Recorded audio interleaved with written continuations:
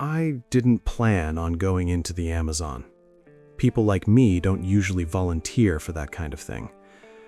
I was a documentary audio engineer, the kind that records ambient sound for nature channels and podcasts. My life was airports, cheap hotels, and editing waves on a laptop. But after my brother disappeared during an expedition in northern Brazil, everything changed. The official report said probable disorientation and environmental exposure. No body, no equipment, no final transmission, just silence. 3 months later, I received a padded envelope at my apartment door with no return address. Inside was a memory card, a folded piece of damp paper, and a compass that didn't point north. The note was written in my brother's handwriting. "If you come looking for me, follow the rules. They don't apply to the jungle. The jungle applies to them." Beneath that was a list, water-stained but legible. I remember sitting there for hours, listening to the faint hiss on the memory card. It was forest noise and something else. Breathing, maybe, or leaves rubbing together in a rhythm too deliberate to be wind. By the time the sun set, I had already booked a flight. The journey into the Amazon felt normal at first. A flight into Manaus, a cramped prop plane deeper inland, and then a boat ride along a brown river that looked more like moving soil than water.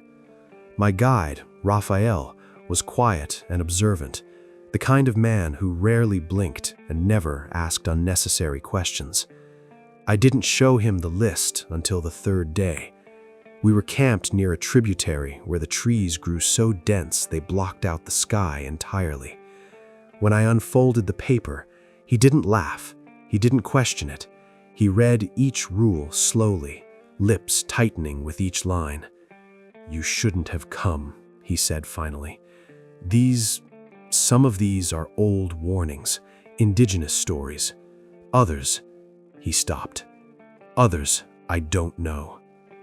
I asked him if he would still guide me. He stared into the forest for a long time, then nodded. But we followed them, all of them, even the ones that don't make sense. That was the moment I realized this wasn't going to be a search mission. It was going to be survival.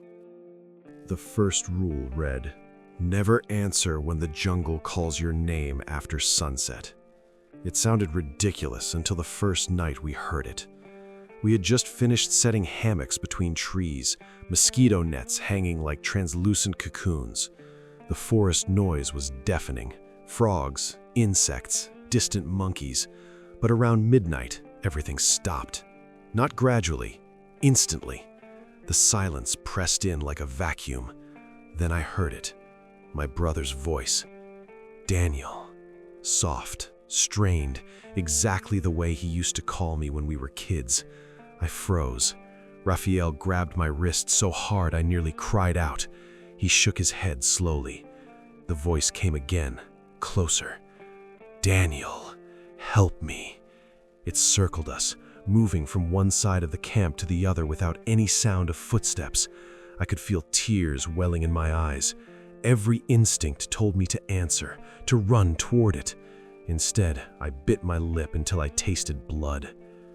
After what felt like an hour, the noise of the jungle returned all at once, like someone flipping a switch. Raphael released my wrist. "If you answer," he whispered, "it knows you. Then it follows." The second rule triggered the following afternoon. If you see a path that wasn't there before, do not take it.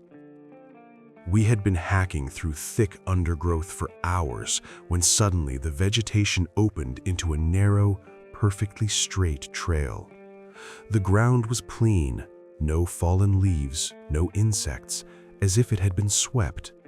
It stretched ahead in a direct line, disappearing into dense green shadow.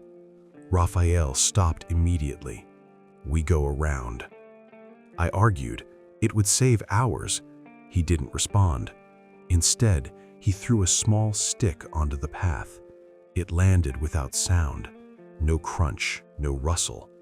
Then the stick slowly sank into the soil as if it were soft mud, even though the ground looked dry. Within seconds, it disappeared completely. "The jungle makes roads for things," he said, "not for us." We circled the area, and when we looked back 10 minutes later, the path was gone. Just tangled vines and roots like it had never existed. Rule 3.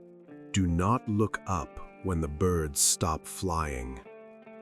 I didn't understand until late afternoon on the 4th day. Parrots had been screeching overhead all morning. Suddenly, they burst into flight and vanished. The canopy above us went still. Raphael dropped his machete and covered his eyes. "Don't," he whispered. Curiosity gnawed at me. Something moved above, heavy, deliberate, branches bending slowly. I kept my gaze locked on the ground, watching ants crawl over roots. A low, creaking noise passed overhead, like wood straining under enormous weight. It took several minutes before the birds returned, shrieking loudly. Raphael finally looked up and exhaled. "Sometimes," he said, "the trees move when they think we're not watching." By the 5th day, the rules stopped feeling absurd. They felt necessary. Rule 4. If you find water that reflects the sky at night, do not drink from it. We camped beside a small pond that evening. At midnight, I woke to shimmering light. The water reflected a bright, star-filled sky, but when I looked up, the canopy blocked everything. No stars visible above, yet the pond glowed with them. The reflection rippled as if something beneath the surface was shifting. I reached for my canteen. Raphael slapped my hand away. "Not real water," he whispered. A bubble surfaced, and for a moment I saw a face beneath the reflection. My brother's face, eyes open, staring upward. Then the surface went dark again. Rule 5 escalated things further. If you hear footsteps matching yours, stop immediately. We were trekking along a narrow ridge when I noticed it. My steps echoed. Not like normal echoing, but perfectly synchronized. I stopped. The other footsteps stopped. I took a step backward. So did they. Raphael slowly turned, but there was nothing behind us. "Don't move," he said. We stood frozen for nearly 10 minutes.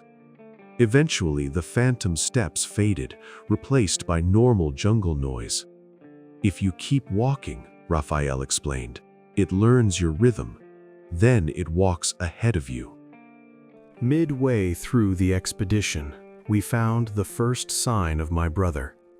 His backpack hung from a branch, untouched by weather. Inside were his notebooks. One page circled a new rule not on the list. Rule 7: never follow the lantern. That night, we understood why. A warm yellow light appeared between trees, swaying gently. It looked like a campsite lantern. My heart raced. "He's there," I whispered. Raphael grabbed me. "No." The light moved deeper into the forest, always just beyond reach. For a moment, I thought I saw a silhouette beside it, my brother's shape. We stayed put. After 20 minutes, the light blinked out. When we checked the ground in the morning, there were no footprints, only long drag marks leading away. The rules kept stacking. Do not sleep if the insects go silent before dawn. That happened 2 nights later. The silence woke me. Raphael shook me, forcing me to stay awake. Around 4 a.m., something circled our camp. Heavy breathing, slow footsteps. The mosquito net trembled as if brushed by something large. I didn't close my eyes. When the insects resumed at sunrise, the ground around us showed deep impressions, but no tracks leading in or out. We reached a clearing on day 9, where the air smelled metallic. At the center stood a wooden marker carved with symbols. My brother's knife lay beside it. Another note was carved into the wood. Rule 10. If you find where the jungle ends, turn back immediately. Beyond the marker, the forest abruptly stopped. No trees, just flat gray earth stretching into fog. It looked wrong, like unfinished terrain in a video game. I stepped forward instinctively. Raphael grabbed my shoulder.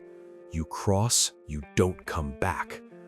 The fog shifted, and for a second I saw shapes moving inside it. Tall, thin silhouettes. We backed away. When we looked again, the trees had closed in. The clearing vanished. The mid-story revelation came when we finally heard my brother clearly. Not distant, not mimicked, real. He called from ahead, hoarse but unmistakable. We ran toward the sound, ignoring exhaustion. He stood in a small clearing, thinner, beard overgrown, eyes sunken.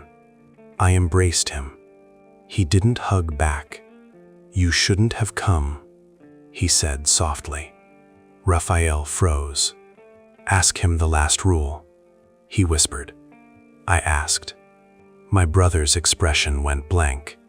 He didn't answer. Then he smiled. A slow, unnatural smile. Raphael pulled me away. My brother didn't chase us.